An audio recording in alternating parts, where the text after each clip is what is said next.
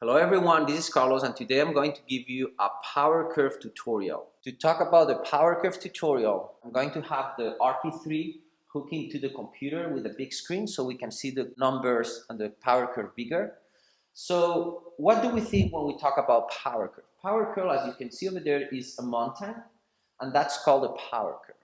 So when I'm rowing on the RP3 and I have the handle, anything that happens from the catch, that is this position at the front, to the end of the stroke, so catch to the end, that is what is going to come into the computer. So a very important concept to think.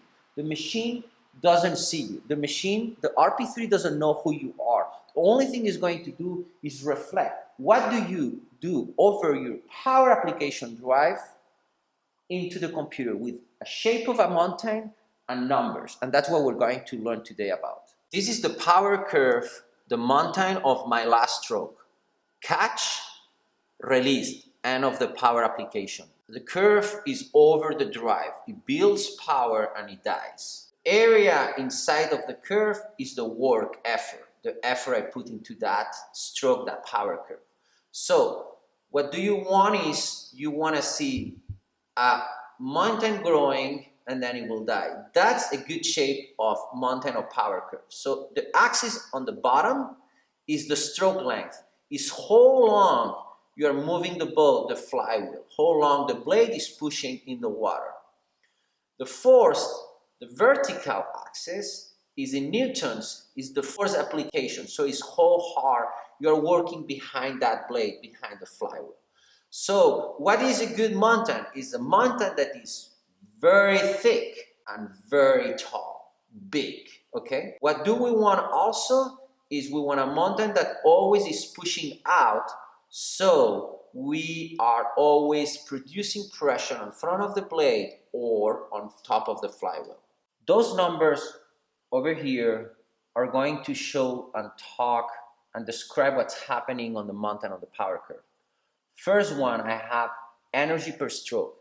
Energy per stroke is the area inside of the curve, all the area inside of the curve. So the bigger that number, the more work we're doing on that stroke is good. The second one is the peak force. It is the highest we get on the mountain. So in this case, will be over 462 newtons. The third one is the stroke length. It will be from zero, how long we're pushing the blade, we're pushing the flywheel in centimeters. Here is over 130 centimeters. The fourth one, it is the relative peak force position. That one is, in every given stroke that we're taking, it will tell us at which percentage we achieve the maximum force. So if we, for example, do 100 centimeters and we peak in 50 centimeters, it will give us a 50%.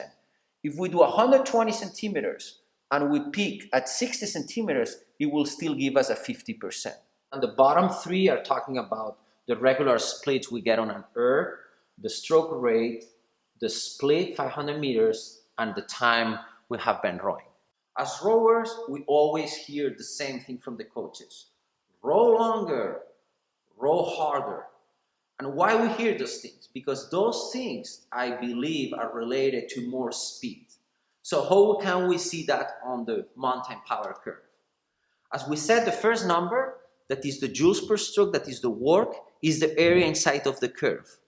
So if in these curves I have 130 centimeters, and instead of 130 I row longer and I go to 170, and then I row harder and I go to 770 instead of 460, the curve is going to be a lot bigger, so the area inside is going to be bigger. So that's more speed for the boat for that same stroke. Now you understand better how the mountain, the power curve should look like, and what are the numbers under, and how you can read the power curve or how you can change the power curve understanding those numbers. This has been Carlos. Thank you for watching.